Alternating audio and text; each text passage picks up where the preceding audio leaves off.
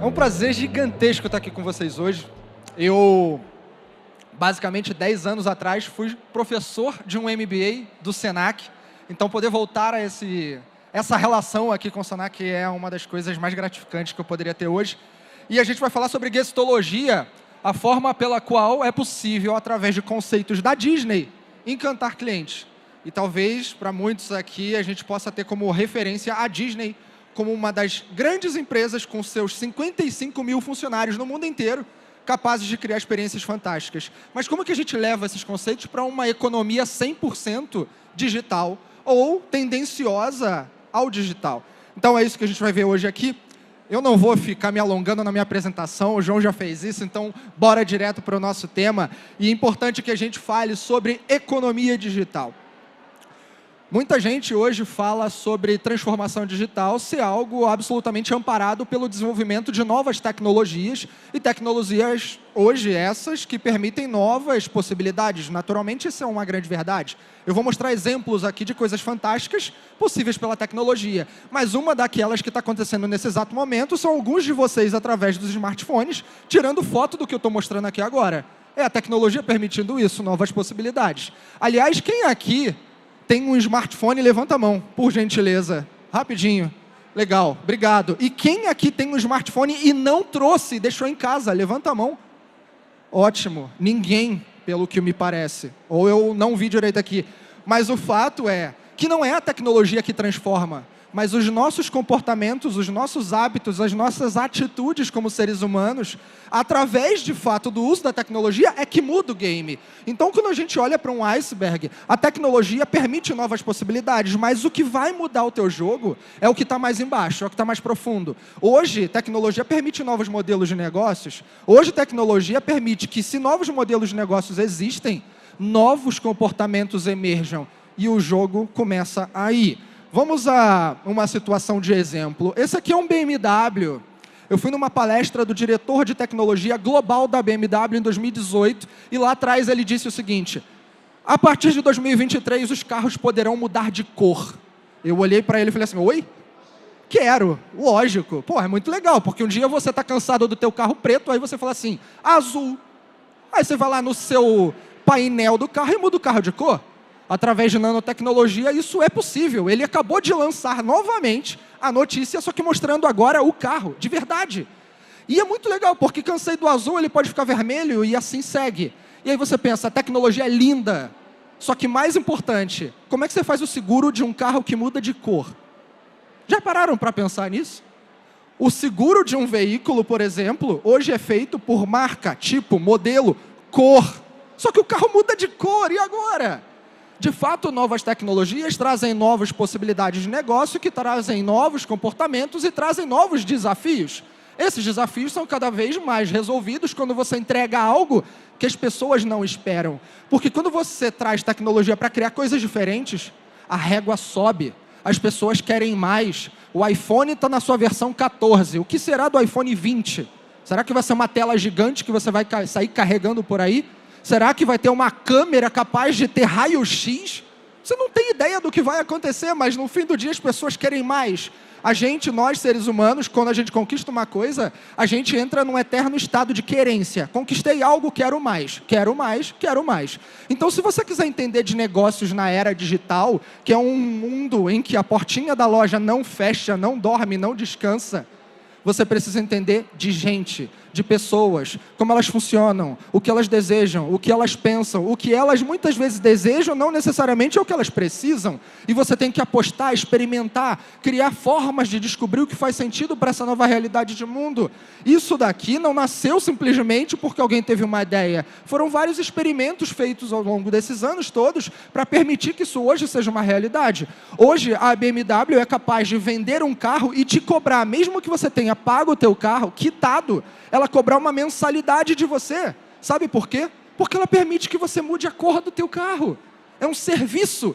Mais do que uma economia baseada em um produto que você comprou, é um serviço que você pode mudar a cor do teu veículo. Olha que coisa fabulosa. 15, 20, 30 anos atrás, talvez isso não fosse possível. O que significa é que a base de uma empresa 100% digital, ela está sustentada em alguns pilares. Primeiro, como se fosse uma casinha isso aqui, né? Você tem que entregar valor. Mas o que é valor para o teu cliente? Você tem que descobrir, você tem que experimentar. E para isso você precisa ter algumas estratégias. Uma, quem é o teu cliente, o que ele pensa, o que ele deseja, o que ele consome, o que faz sentido, o que não faz. O que você pode fazer diferente por ele? Cuidar dos teus funcionários, o que a gente chama de employee success. O quanto a galera que você cuida dentro de casa está satisfeita para ela cuidar do seu cliente lá fora. Então, galera de RH e liderança, firme e forte no trabalho. Orientação a dados. Imagino que vocês já tenham visto um tanto de coisas falando sobre dados por aí. Mas quem tem dado tem capacidade de tomada de decisão mais assertiva, mais direcionada. E a tecnologia ajuda muito nisso. E inovação, a tua capacidade de continuamente não parar de criar coisas novas, experimentando e vendo o que faz sentido. Porque inovar é sobre melhorar coisas. Então, o que a gente tem como desafio no nosso século é melhorar tudo o tempo inteiro. Inovação não é criar o foguete e mandar a gente para a Lua apenas. Mas é, muitas vezes, a vírgula numa frase. Gravem isso. O que você inova é o que você faz de diferente e melhor, mesmo que um pouquinho, porém, continuamente.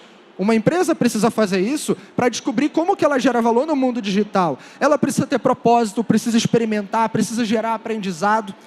E quando você vê que uma organização precisa se posicionar dessa forma, a gente conecta com a cereja do bolo, que é o nosso tema aqui. Em 1998, 2 professores publicaram um artigo numa publicação chamada HBR, Harvard Business Review. Essa publicação, olha isso, 98, pessoal. 1998, tem mais de 20 anos esse negócio. E os 2 caras simplesmente falaram o seguinte: a economia da experiência chegou. E o que é uma experiência? É o que a gente vai ver aqui agora. Mas quando lá atrás eles tiveram a visão de que novas tecnologias permitiriam novas experiências, isso se torna uma responsabilidade de qualquer empresa no nosso século. Então, eles traduziram nesse artigo, lá atrás, uma visão de que a economia é baseada em 4 estágios. E eu trago esses 4 estágios para vocês aqui agora. O primeiro é uma economia baseada no estágio de commodity. Commodity, imagina aqui, trigo. O trigo na sua matéria-prima bruta. Você não vai fazer nada com isso. Você não é, provavelmente, a pessoa que vai comprar um saco de quilos e mais quilos disso aqui para você guardar na tua casa, porque não tem função para você. Porém, isso passa numa indústria transformadora, e essa indústria transformadora vai pegar esse trigo, que não vale nada financeiramente, porque não tem valor agregado, não tem função, vai transformar isso em uma farinha de trigo, e aí sim pode ter sentido para você, porque você vai lá e faz um bolo, porque você faz algo que vai te atender em algum momento, então isso aqui merece uma atribuição de valor financeiro superior do que comparado ao primeiro estágio. Mas não é isso que determina o nosso jogo na nossa economia atual. Ele entra num terceiro estágio, que é a economia de serviços. É quando você não precisa fazer o bolo, se quer comprar a farinha de trigo. Você vai ali no restaurante e pede o bolo, você vai ali e simplesmente é servido por alguém que tem todo o trabalho e gera para você comodidade. Você não precisa nem lavar a louça, olha que coisa boa. Só que tem um 4º estágio. É quando o serviço cria dimensões desproporcionais em relação à tua expectativa. Gravem isso. É quando o serviço cria dimensões desproporcionais de acordo com a sua expectativa. Eu quero contar uma história para vocês sensacional. Essa imagem que vocês estão vendo é de uma cidade-estado, vamos arredondar aqui dizendo que é um país, chamado Singapura. Fica ali no Sudeste Asiático, 24 horas, 30 horas para chegar lá num voo, fazendo uma parada curta, é longe. Você está num lugar que é basicamente bem próximo à linha do Equador, o que significa que é muito quente. Estou trazendo características importantes aqui para vocês conectarem ao que eu quero dizer. E eu tive a oportunidade de 2017 estar lá. Eu estudei lá e passei um tempo lá. É um dos lugares mais fantásticos do mundo. É um tigre asiático. É um lugar onde você encontra... Gente, assim, é bizarro. A cada 19 pessoas, uma é milionária. Você olha para o lado, ih, rico. É assim. E nesse lugar, você... Quando eu estava ali, né, fazendo o que eu me propus estudar, me dedicar e conhecer um pouco o lugar, eu tive uma dor de garganta. Era um lugar muito quente, como eu falei. É muito quente, né? Perto da linha do Equador. E todos os lugares que você entra... muito gelado. Você vai numa banca de jornal, tá frio. O ar-condicionado tá lá, ó, rasgando. Então, quente, frio, quente, frio, quente, frio, eu fiquei com uma dor de garganta. A minha imunidade não era tão boa naquela época. E aí, o que aconteceu? Liguei para o Seguro Viagem. O Seguro Viagem me disse o seguinte: desculpa, senhor Vitor, só posso lhe atender amanhã. E isso era por volta de 3 da tarde, 4 da tarde de um dia. E eu falei, poxa, era o meu primeiro dia, inclusive, de turismo. Eu tinha acabado de estudar, eu ia começar a turistar, sabe? Eu, porra, tô doente, não, eu preciso resolver isso logo. E eu não tinha levado remédio. E estava com febre, eu estava prostrado, estava de cama. E aí eu fiquei frustrado com o atendimento ali do Seguro Viagem, que eu paguei, inclusive, para ter um seguro fora do país. E nisso eu liguei para a recepção do hotel. Esse lugar que vocês estão vendo ali, aquelas 3 torres, aquilo é um hotel. E eu tive a sorte de estar ali. Liguei para a recepção do hotel e falei o seguinte: tô doente, preciso de um hospital. Porque eu pensei, vou pagar um hospital, não vou esperar o Seguro Viagem. Eu vou, depois eu pego o reembolso do seguro e é a vida, eu quero ficar bom rápido. Nisso, a pessoa da recepção me disse o seguinte: senhor Vitor, o senhor precisa que alguém vá ao seu quarto lhe ajudar agora com alguma coisa?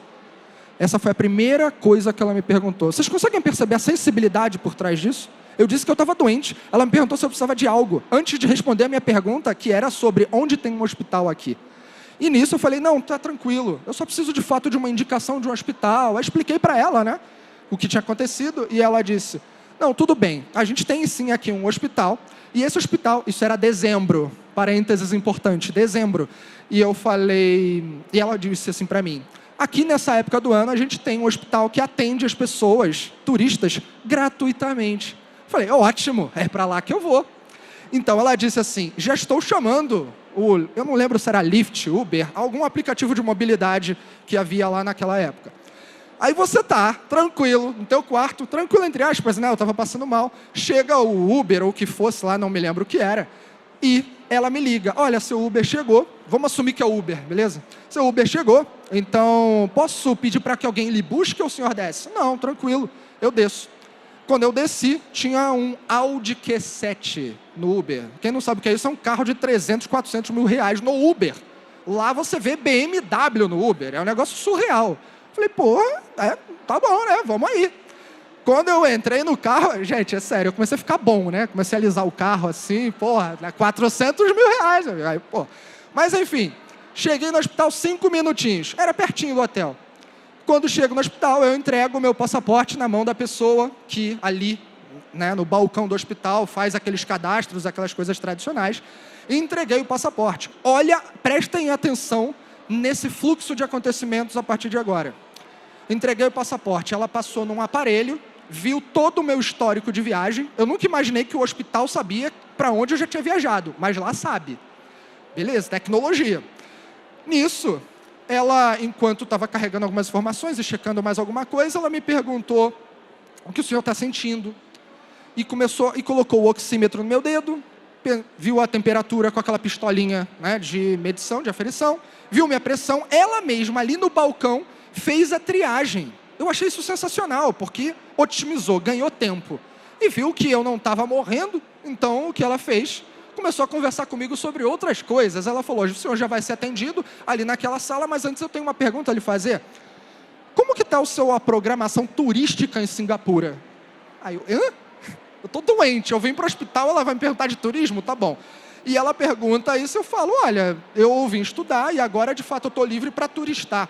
Parênteses, lá em Singapura tem uma ilha pequena chamada Sentosa, que é uma ilha que parece uma mini Orlando. Tem lá um parque da Universal, por exemplo, tem parque aquático, tem um negócio muito legal. E eu tinha a intenção de ir lá. E ela falou, o senhor vai no parque da Universal? Eu falei, pretendo. Ela já tem ingresso? Eu, ainda não. Ela, só um instante. Ela baixou e me deu um cupom de 40% de desconto. Eu falei, eu fico doente e ganho ingresso pro parque. Sensacional, amanhã eu vou ficar doente de novo, né? Pensei. Nisso, eu comentei, na época, eu era casado, e eu falei o seguinte, olha, eu tô com a minha família aqui, inclusive meu filho. Seu filho tem quantos anos? Eu, 2, vai fazer 3, só um instantinho. Olha, para o seu filho é de graça. E me deu outro cupom de 40% de desconto. Eu falei, incrível, você fica doente e vai para o parque, sai dali com um presente. Beleza, acabou aquele atendimento, eu fui direcionado ali a aguardar o médico, menos de 5 minutos foi atendido, o médico me atendeu, me disse, você tem amidalite, dor de garganta, vai tomar antibiótico. Eu falei, tá bom, é a vida, seguimos. Aí eu pensei, o atendimento foi de graça. né? Mas o remédio, esse eu vou deixar um rim aqui, provavelmente, para pagar. Nisso eu perguntei ao médico, como é que eu faço para pagar o remédio? E ele fala, o senhor aguarda naquela portinha ali que já vão lhe chamar e te entregar. Eu, tá bom. Me chamam, e aí a pessoa que me chama, ela me chama, né, pelo nome, a medicação toda cortadinha, na quantidade exata que eu tinha que tomar, e ela eu começo a conversar com ela, porque eu pensei assim, bom, né, é caro, o remédio vai ter que ser caro. Perguntei, quanto custa, depois dela checar os comprimidos, tudo, né? E aí, foi antibiótico que eu tive que tomar, né? E aí eu falei, quanto custa? E ela, senhor Vitor, aqui em Singapura, eu não sei o quanto o senhor sabe, mas somos um lugar que representa boa parte do turismo do Sudeste Asiático. Muitas pessoas vêm da China, da Coreia, da Malásia. Aliás, da Malásia dá para ir de carro, é do lado, 50 minutos. Do Japão, vem para cá para curtir o turismo local. E eu não sei se alguém aqui sabia, mas é de fato, lá é incrível. E por conta disso, o que a gente deseja é que as pessoas estejam bem na nossa cidade, para que elas possam desfrutar daquilo que nós temos a oferecer e girarem a economia na nossa cidade. Então, por isso, a gente só vai te cobrar uma taxa administrativa, $2. Aí eu falei, como é que pode? Né? Aí ela falou aqui, tá de sacanagem. É isso. Só que tem por trás de toda essa história uma série de conexões. Olha o que eles pensaram. Me agradaram pra caramba. Eu já contei essa história para umas 30 mil pessoas, sem brincadeira, em várias situações. Provavelmente, se alguém tiver vontade de viajar para Singapura, está mais do que recomendado, inclusive. Eu espero que não fique doente lá, né? Mas se ficar, vai em dezembro, porque é certo.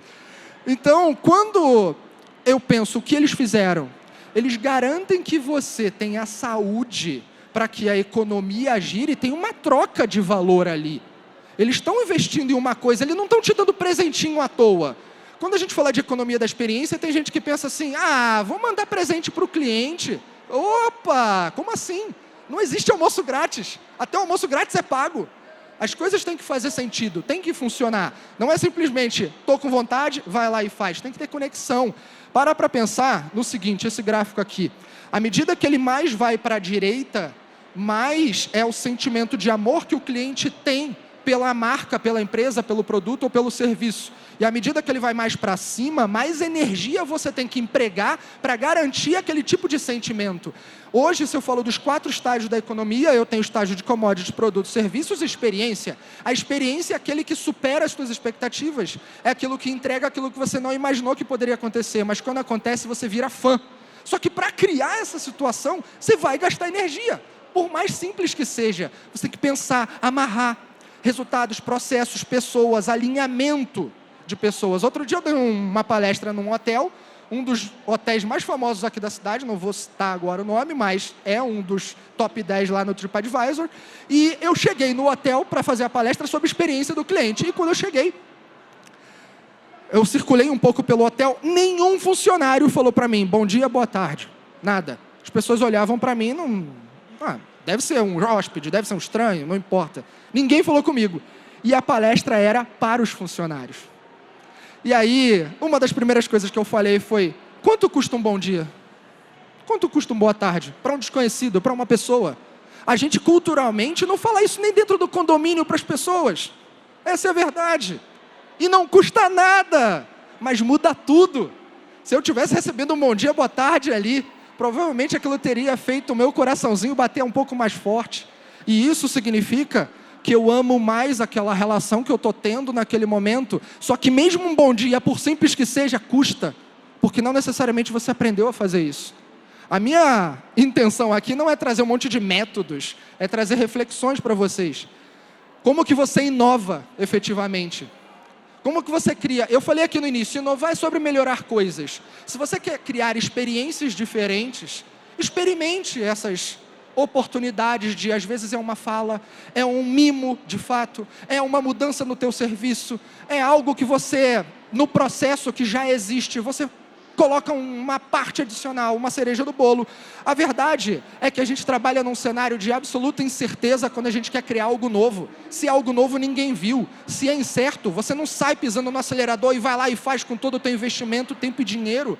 Você cria hipóteses. Hipóteses precisam ser experimentadas. Pequenas etapas de experimentação para ver se aquilo faz sentido. Isso é o que a gente chama de MVP no mundo da inovação tecnológica. Quando a gente tem o mínimo de um produto sendo viabilizado no mercado. Eu vou criar... Pensa nos anos 2000. Nos anos 2000, começou a se vender sapato pela internet. Só que hoje, em 2023, tem gente que não usa nem internet banking. E nem tem banco instalado no seu celular. E está tudo bem. A questão toda não é a tecnologia, é o comportamento. Então, lá atrás, nos anos 2000, quando já se começava a se vender sapato pela internet, o cara que criou isso, Tony Hsieh, que criou uma empresa chamada Zappos, e vendeu depois para a Amazon, inclusive, ele não saiu criando um e-commerce um dia falando, as pessoas vão comprar sapato pela internet. Não, ele não sabia, ninguém tinha feito. Ele não foi lá e fez simplesmente com tudo que podia. Ele criou um blog, gente, e começou a tirar foto de sapato na rua, nas lojas, e começou... Lembra de Flogão, Fotolog, essas coisas? Era um Instagram de 20, 15 anos atrás, mais do que 15. Era isso, para quem não sabe o que eu estou falando, depois dá um Google para você entender. Mas era bem engraçado. Aliás, cuidado, porque pode ter Fotolog ativo aí, a vergonha está lá, hein? Eu encontrei o meu, fiquei tenso. Enfim, quando você, lá atrás... tem essa atitude, tira a foto dos sapatos das lojas, posta num blog e pergunta, quer comprar? Você está testando a hipótese se as pessoas querem ou não comprar sapato pela internet. Você não precisa gastar tempo ou dinheiro para entender se uma experiência faz ou não faz sentido. Você tem que ser simples, você tem que ser enxuto, você tem que ser inteligente. Essa aplicação chamada Slice é genial. Os caras criaram uma hipótese que passava pela seguinte visão. Será que as pessoas comprariam um seguro que elas pagariam pelo seguro somente quando houvesse a necessidade? Imagina, relógio, celular, computador, tablet. Hoje você faz seguro desses dispositivos. Basicamente, você consegue. Agora, imagina, você tem o teu tablet em casa durante 15 dias. Ele está lá parado, você nem toca e você está pagando pelo seguro. Porque é assim, você paga para não usar, né? Você espera não ter que usar. Mas imagina um modelo de negócios que, através da tecnologia, mapeia teu comportamento, entende como que você usa aquele produto e te cobra de acordo com o uso. Pô, eu vou para a rua. Imagina carro, vamos facilitar. Pega o teu carro. Quem tem carro aqui, o carro está na tua garagem. Você não precisa do seguro, teoricamente. Não está acontecendo nada.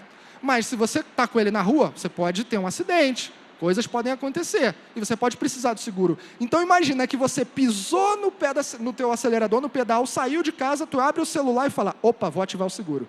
Vou pagar somente nesse momento. Essas hipóteses estão começando a emergir no mundo que a gente está vendo. Aí você fala, poxa, isso é tecnologia. Não, isso é experiência. Amparada por um modelo de negócios, que só é viável por conta da tecnologia. Então, pensem que criação de experiências fantásticas tem uma conexão mais importante com quem eu sou, como eu funciono, qual é o modelo de negócios que existe por trás, e se tem uma tecnologia para entregar aquilo, ótimo, mas um bom dia não precisa de tecnologia. Então, não é a tecnologia que determina as experiências, ela é um potencializador. O que eu tenho que dizer para vocês aqui nessa reta final é que a principal missão de uma empresa é essa, é criar um cliente. Eu falo que tem 3 Es. Você tem que encontrar, você tem que educar e tem que encantar. É difícil, porque numa economia onde 1000 tipos de produtos e serviços diferentes surgem todos os dias, como que você se diferencia? Quem é o teu cliente? É difícil, tem método, tem processo, dá para você chegar lá. Mas quando você encontra, talvez você tenha que educá-lo para ele consumir uma coisa que ele ainda não viu. É algo diferente. Então você tem que dar as mãos ao teu cliente e falar, vem cá, deixa eu te mostrar como é que funciona o meu serviço, o meu produto, a minha entrega e o valor que eu gero para você. É algo sem precedentes. E no fim você gera um encanto. Aí você fala, pô, mas mudar custa, né? Mudar a minha cabeça custa. Custa caro, mas se você negar vai te custar tudo. Tem algumas empresas que tomaram a bala azul lá do Matrix. Se você não viu o Matrix, tá na hora, né? O filme é de 1999. E a representação dessa imagem é que se você tomar a bala vermelha aqui, você vai fazer diferente. Na frase, quem viu o filme? Levanta a mão aqui para eu ver, rapidinho. Boa, uma galera. Eu sou cinéfilo e adoro Matrix. Na época, um cidadão fala para o outro. De novo, não é spoiler o que eu vou dizer, tem mais de 20 anos o filme, tá, gente? Mas um cidadão vira para o outro e fala assim, se você tomar a bala vermelha, você vai acordar no País das Maravilhas. E eu vou te mostrar quão funda é a toca do coelho. quem não sabe nem o que é País das Maravilhas, aí, pô, né? Alice, dá uma estudada lá, vai ler. Mas o fato é que a bala azul, tô numa boa, tô numa nice, nada aconteceu e a vida segue como é. É o comodismo, é o conforto. É aquilo que acontece quando você não faz nada. Nada. O vermelho é o diferente, é o ousado. Isso é muito mais do que ficar parado. Existem 4 estágios que são referentes à inércia de inovação. Tem gente que fala, a gente é grande demais para fazer isso, não faz agora não. Está perdendo, o bonde vai passar. Hoje pequeno briga com grande de igual tamanho. Tem gente que fala assim, eles estão fazendo contra a lei. Porra, quem é você para discutir o que é lei num mundo que não dorme, que não fecha, que as coisas acontecem o tempo inteiro? As leis precisam ser discutidas. Somos dominantes no mercado, somos os melhores. Ou, a gente vai lançar o nosso produto similar em breve. Cara, você vai lançar um similar para quê? Já estão vendendo gelo no Polo Norte, você vai vender lá também? Não precisa. Aliás, nem precisava antes. Então, olha o quanto a gente carece de pensamento crítico quando a gente fala de inovação. Tem gente que está acreditando em propostas de valor imutáveis. As coisas não mudam. Se eu há 30 anos fazia o que eu faço e deu certo, vou continuar fazendo. Já era. Você já fracassou por pensar desse jeito. Então, você precisa mudar a mentalidade. O modelo mental é o que sustenta lá o fundo do iceberg. E quando você quer trazer isso para uma relação real, olhe para essas empresas aqui. Kodak, Blockbuster, Nokia, BlackBerry, todas poderosíssimas em suas eras. Onde elas estão agora? Para quem não sabe, a Kodak, e o meu tempo está acabando, mas dá tempo de terminar. A Kodak, ela vende chapa para raio-x, cara. Você vai fazer um exame de raio-x, sabe a chapa que está ali? Provavelmente é da Kodak. Só que vai acabar. Hoje, raio-x, muitos deles são feitos eletronicamente. Eu fui no dentista outro dia, fiz um raio-x eletrônico. E aí você para pensar, caramba, a economia não vai parar. A economia digital só vai acelerar. Você vai fazer o quê? Ficar sentado esperando e vai ser o elefante que tomba ou você vai fazer diferente? Para finalizar aqui, de fato, existe uma história que eu adoro. Essa é a pintura da Capela Sistina, feita por Michelangelo. E muitas pessoas pensam que Michelangelo foi um pintor fantástico, porque conhecem essa pintura e associam direto a Michelangelo. Nossa, um pintor incrível da época. Ele não era pintor. Michelangelo era um escultor. E ele detestava pincéis. Só que na sua época, o Papa Júlio II fez ali, junto com o seu comitê, uma oferta para que o nosso querido amigo Michelangelo fizesse o mausoléu do Papa. E naquele acontecimento, o nosso querido amigo Michelangelo começou a construir, esculpir. Só que rolou um boato na época que Michelangelo não era aquele cara ligado à igreja, à religiosidade e tal. Então, o comitê da igreja pensou, bom, pode não ser muito legal a gente ter uma pessoa não ligada à religiosidade sendo parceiro da gente. Só que se a gente demite o cara, também pode não ser legal, porque ele já é famoso. Então vamos criar um contexto que ele mesmo decida não fazer parte do jogo com a gente. Isso é história, eu não estou inventando, tá, gente? Eu fiz uma faculdade de história, que eu não conto isso. E aí, contei hoje, né? E aí, quando o nosso querido amigo recebeu uma oferta de mudança de escopo do projeto, recebeu o escopo para pintar isso aqui. Falou, olha só. Eles pensaram, Michelangelo não gosta de pincel, vamos oferecer para ele pintura. Ele vai decidir que não quer fazer, e o projeto do mausoléu a gente engaveta e acabou. E aí o que Michelangelo fez? Bom, eu não sou pintor, mas se eu disser não para a igreja, eu vou ficar mal com a sociedade, porque, cara, a igreja é a instituição mais poderosa da época. Agora, se eu disser sim, eu vou correr o risco de fazer uma puta de uma cagada, porque eu não sou bom fazendo isso. O que eu faço? Ele estava num dilema, bala vermelha ou bala azul? Fica no conforto, que vai se ferrar. Ou ele toma a bala vermelha e fala, cara, é ousado, é difícil, mas é o próximo passo que eu posso dar. Eu não preciso dizer qual foi o final da história. Está aqui, vocês estão vendo. 4 anos pintando esse negócio que hoje tem o quê? 1 metro de comprimento, lá nos afrescos de uma pequena igreja no Vaticano. E que as pessoas vão para lá para ver essa pintura. E as pessoas não sabiam que Michelangelo não era pintor. Olha que coisa ousada, diferente. Então, quantas empresas estão sendo ousadas para criar coisas fantásticas? Existem 3 tipos de empresas, galera. E aquela que vai prevalecer na humanidade. John Adams, o segundo presidente dos Estados Unidos e o cara que foi a autoridade máxima na assinatura da Constituição americana, reza a lenda, disse o seguinte naquele momento da assinatura: senhores, Nós aqui estamos sendo soldados para que nossos filhos sejam fazendeiros e nossos netos sejam poetas. Então, olha isso. Nós somos soldados, nossos filhos fazendeiros e nossos netos poetas. O soldado é aquele que está na linha de frente, vai para a batalha, salve-se quem puder. Alguém vai sobreviver ali. É o desbravador. O fazendeiro tem processo, faz uma boa colheita quando é bem organizado. Mas o poeta, a vida já aconteceu. Eu compartilho sabedoria, conhecimento, eu compartilho histórias, eu mudo o mundo. Essa é a teoria metafórica. E quais são as 3 empresas? As empresas soldado, as empresas fazendeiras e as empresas poeta. Querem um exemplo de empresa poeta? E aí a gente fecha? Produção, coloca o vídeo aí para a gente fechar, por gentileza.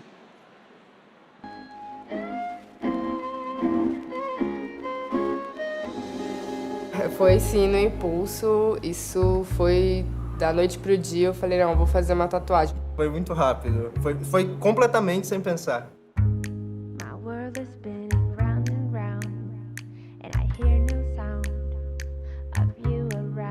Decepção. O significado da tatuagem perdeu o sentido. Hoje é só um nome. Não significa mais nada, não faz parte da minha vida, é passado. Eu sou tatuador há mais ou menos uns 10 anos e sempre vem muitas pessoas querendo cobrir nome de ex-namorado, ex-marido, ex-mulher.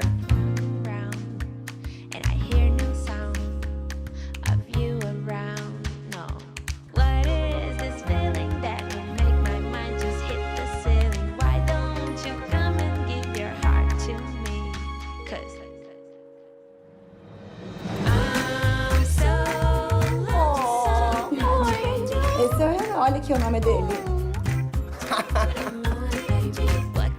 Mentira. Oi, Diogo. Mas é meu, sério? É esse Hugo dá pra amar, né? O outro já não dá mais.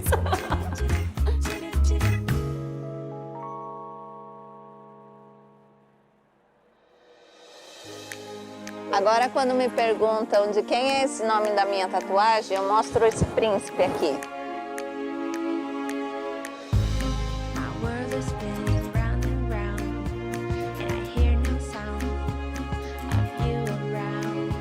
Agora, nome de animal, eu nunca cobri, nunca pediram para pagar. Nome de animal, nunca.